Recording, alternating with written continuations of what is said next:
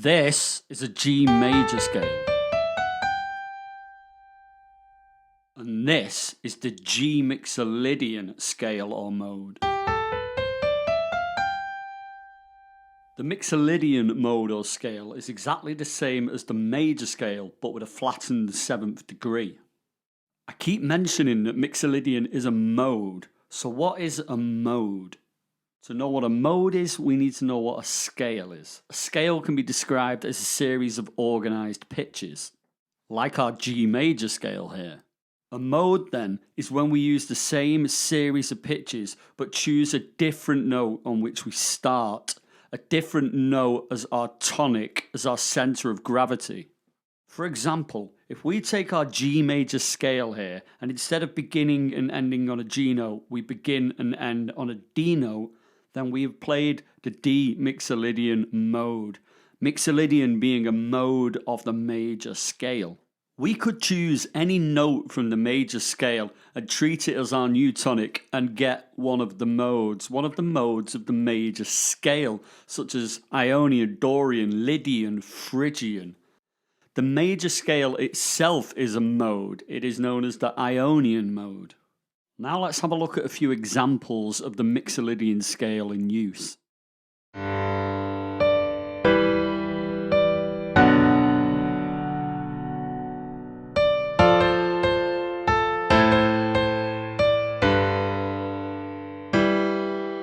So one great thing about the mixolydian scale is that we get to build a major chord off this flattened 7th degree.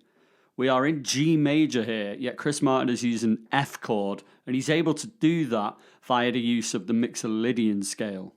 And we could definitely hear a difference in the mood of the song at this point. Each mode has its own feel and characteristic, and we can use that as songwriters to create different moods via the different modes. So the ability to build a major chord on this flattened 7th degree of the scale is one of the benefits of using the mixolydian mode. Let's have a quick look at an Elton John example and see what else it can do.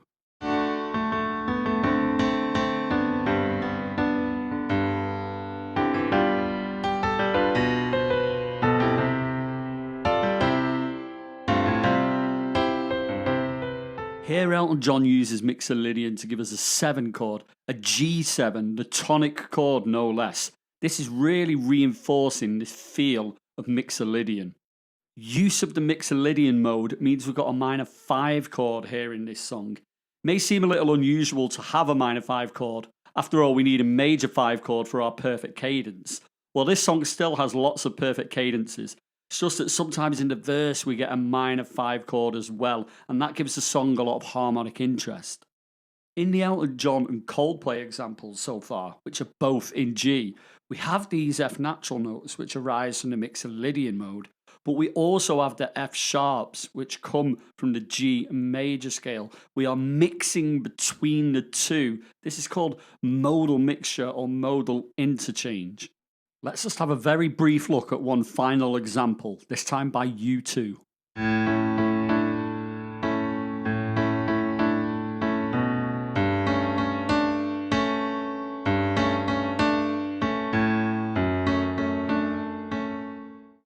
U2 haven't built a chord using the mixolydian mode here, nor have they added a note to an existing chord. Instead, they've just put that flattened 7th degree, that characteristic mixolydian flattened 7th in the bass, and it's giving us some interesting harmony. One last thing to say is that we have to be very careful about the chords, that is the harmony we use when we're using these modes. The G mixolydian mode, which we've been looking at a lot today, obviously features the exact same notes as the C major scale. It is a mode of the C major scale. Therefore, we want to avoid a perfect cadence in the key of C major. We don't want to go from G to C in our harmony, because otherwise at that point we are just playing in C major with a C major scale. Our ears will be recognizing C as the tonic note, not G.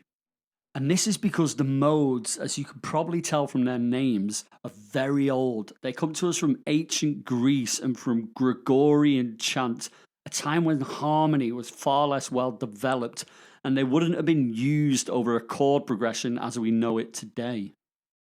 Okay, now for today's song. This is song 15 out of 100, and this song is called Kerplunk.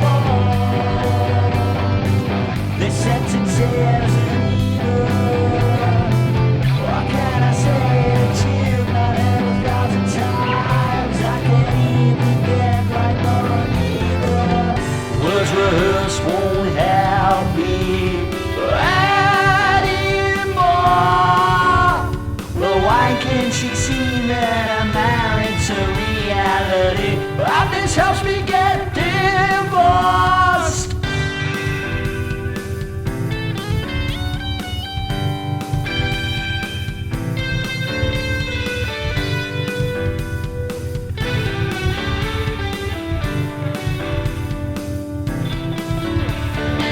Have you got better looking?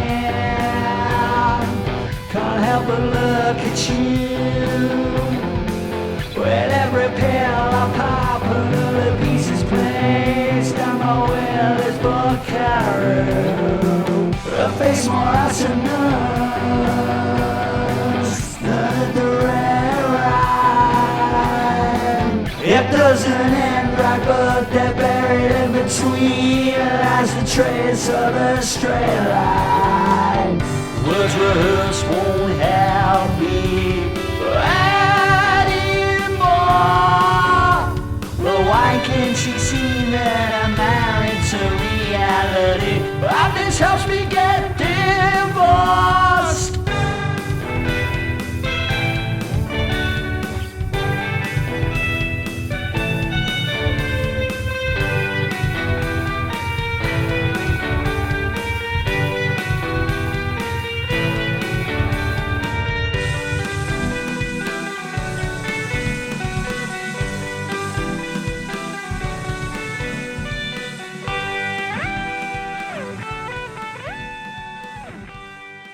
Well, there we have it. Song 15 out of 100 done. And what did I learn from this song? That consistency matters.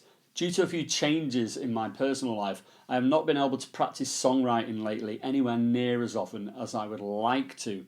And I'm sure songwriting, much like learning any skill, is all about this repetitive action over and over again, laying down these neural pathways.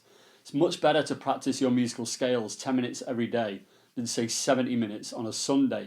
I'm sure that's the same with learning a language, and I'm sure that is the way with songwriting. So I've been thrown out the loop a bit recently, but hopefully I can get back into a rhythm of writing often. Now, obviously today we also spoke about the mixolydian scale. If you can think of any pieces of music that use the mixolydian scale, please pop them down in the comments because I'd really like to know what they are. I hope you enjoyed this video and I hope you got something out of it.